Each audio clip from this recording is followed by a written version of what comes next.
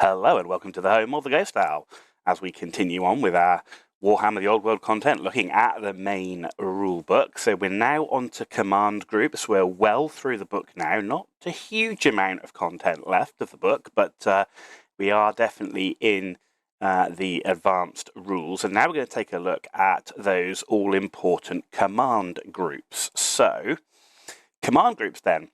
Most units have some kind of command group, and a full command would consist of a champion, a musician, and a standard bearer.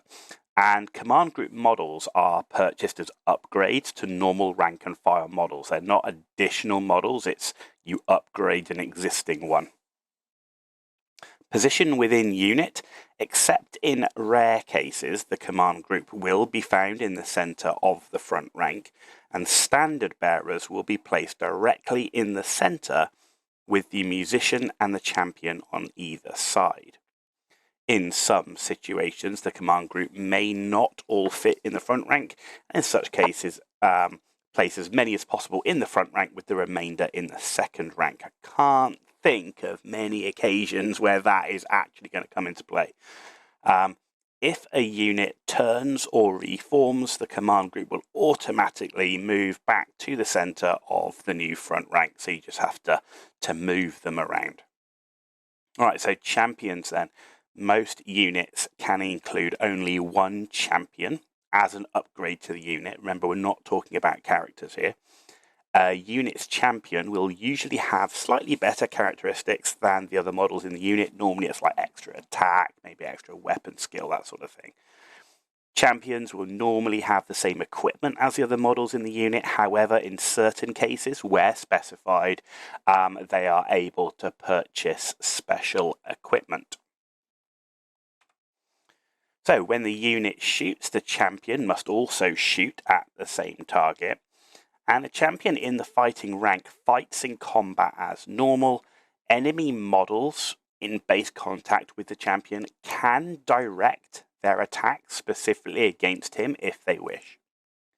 Champions can only be removed as casualties in special circumstances, and if they are removed as a casualty, you just replace him with a normal rank and file model. So, shooting. A champion can only become a casualty from shooting if they are the last remaining model in the unit, they are targeted by an attack that can target specific models, like a sniper style attack, or they are underneath a template attack, so, from a catapult or something like that.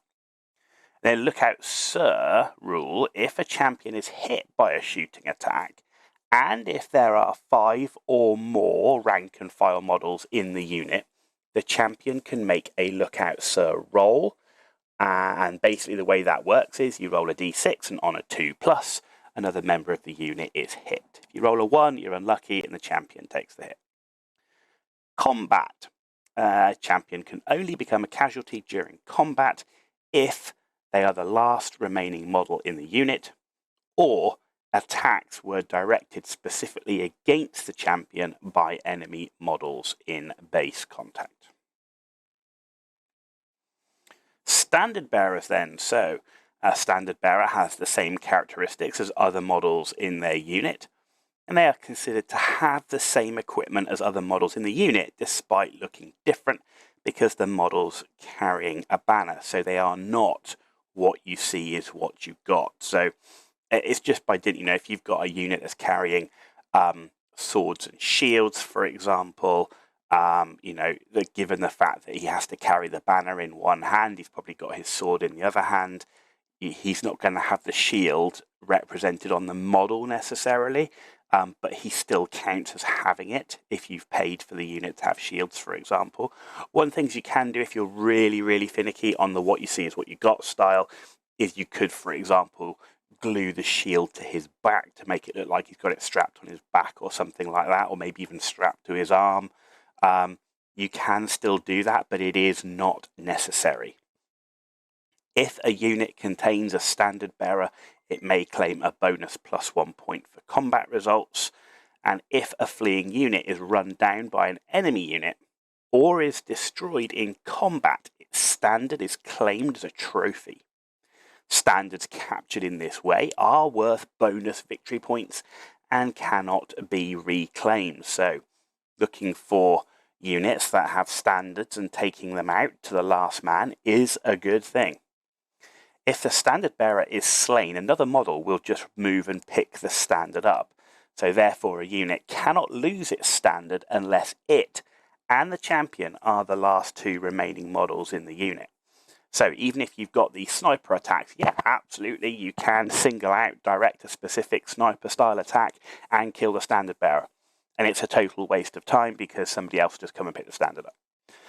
In this case, the standard bearer must always be removed as a casualty before the champion. So the champion will always be the last model in a unit to die if you get that far. If you've got that far, you've been really lucky with your save rolls most likely, or your leadership rolls, because you haven't broken and run away.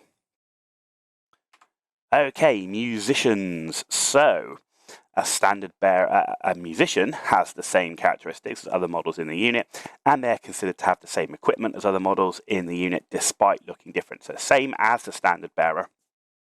You can see here, for example, on the right hand side, I've got a unit of Graveguard. You can see the musician who's on the bottom right with his some sort of horn-looking thing, and you can see he's not carrying a shield, just like the standard bearer. Now, as I said, you can glue the shield either to the back or still glue the shield to the arm. That would look quite weird in this case if you glued it to the arm, but it does not matter. They are still counted as having the shield. In combat, if both sides have the same number for the combat result, but one unit does not have a musician, the unit with the musician will add +1 point and win the combat. So if both sides have musicians, it doesn't matter. It's only in that case where one unit has a musician and the other unit does not will you get that +1 point and win the combat. If a fleeing unit contains a musician, it may add a +1 modifier to its leadership characteristic whenever it attempts to rally up to a maximum leadership of 10. So the musicians, certainly, in command groups in the past, in various different editions, have had varying impacts on a unit, and I would certainly suggest from looking at this in Warhammer The Old World that command groups are valuable. Even the musician has some really interesting value. A unit that contains a musician can add +1 modifier to its leadership characteristic to a maximum of 10 when making a leadership test to march within 8 inches of an enemy, so that's also very good. And then if the musician is slain, another model will pick the instrument up. So you could, just like a standard bearer, you can't kill him, so therefore unit cannot lose its musician unless the standard bearer and the champion are the last 3 remaining models in the unit. So the only models worth sniping out of a unit are the champion or any embedded characters. In this case, the musician must always be removed as a casualty before the standard bearer and the champion. So rank and file first, then the musician, then the standard bearer, the last remaining is the champion. And there you go, ladies and gentlemen, that is it. That is command groups. Fairly straightforward overall. Definitely, I think they are worthwhile. In fact, probably the least worthwhile in a lot of cases is the champion.